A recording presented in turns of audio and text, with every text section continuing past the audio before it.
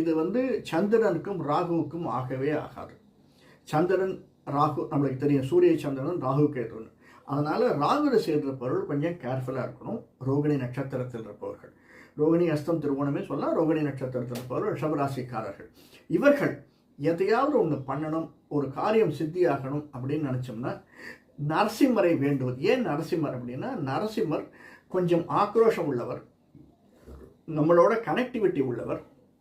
அல்லது அம்பாள் எடுத்துட்டோம்னா தலைக்கு மேலே நாகம் இருக்கக்கூடிய நாகமுத்து மாரியம்மன் நம்ம சொல்கிறோமே, அந்த மாதிரி முத்து மாரியம்மன் நாகமுத்து மாரியம்மனாக இருக்கக்கூடிய அம்மன்.